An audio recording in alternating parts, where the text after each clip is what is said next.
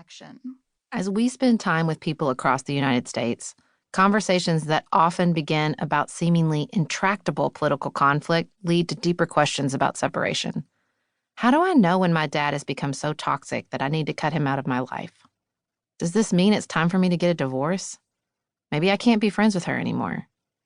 They don't seem to accept me, so maybe I should just leave. From our listeners and readers, we see, hear, and feel a pervasive sense of loneliness. And it's not just within our community. From the nightly news to our social media feeds, a drumbeat of messages tells us that we can't do it. We are polarized, divided, strangers to one another. Those messages are disseminated through the lens of politics, but they resonate more generally. It's no wonder that loneliness and depression are rampant for individuals and that populism and nationalism are rampant for countries. We are facing a new experiment in human history, and what we face is less a political question than a civic one. How do we live in diverse societies when the historical crutches of religion, ethnicity, or even geography are no longer as powerful as they once were? How do we find connection to one another when our differences are constantly on display? How can we strengthen our connections to one another when politics threatens to tear us apart? In other words, now what? It's become so clear to us that most political conflict is wrapped around deeper emotional and spiritual dynamics. Dynamics that might be painful to examine, but that have the capacity to help us grow and heal far beyond partisan battles. In this book, we attempt to zoom out and see what larger issues are at the center of our political conflicts, whether they take place inside our families, our workplaces, our communities, our country, or our world. We've been intentionally practicing that mining process. What's underneath this conversation? How do we bring it into the light? How do we find something good in that light? We want to share what we've learned here in the hopes that you'll find new questions or phrases to help you dig deeper in your relationships.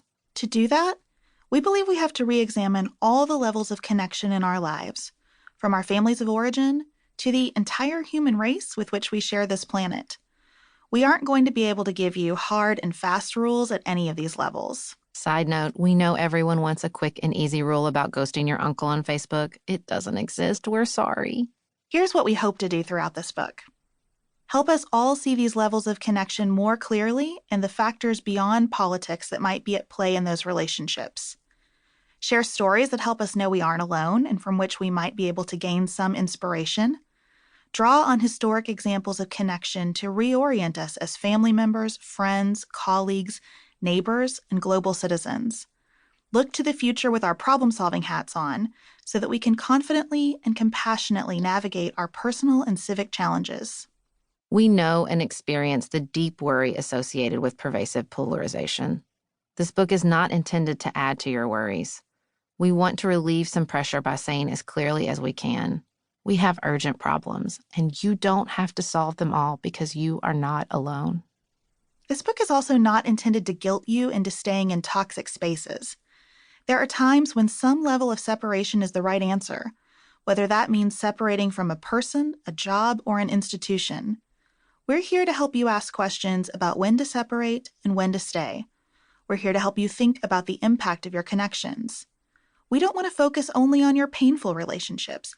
If we've learned anything since the beginning of our partnership, it's that building on the strength of healthy relationships creates so many possibilities and sustains us through tough times. We also write this book with an enduring and deep humility. We are experts only in our own experiences, and our experiences don't represent everyone. We are as we seem on the surface, two middle-class white ladies, both former lawyers, both living in Kentucky, both happily married to men, both raising little kids. Despite these similarities, when we started our podcast in 2015, we felt like strangers to one another. We knew the loose outlines of one another's lives from our time together in college, and we knew we were, at the time, on different sides of the political spectrum. Our differences were on full display during a time in American history when differences were all that mattered. And yet, over the past 7 years, we have built a successful partnership and life-giving friendship together, not by avoiding our differences or conflicts, political or otherwise, but by connecting through them. That connection has allowed us to see both our politics and ourselves more clearly. It has allowed us to dig deep beneath the anger and the fear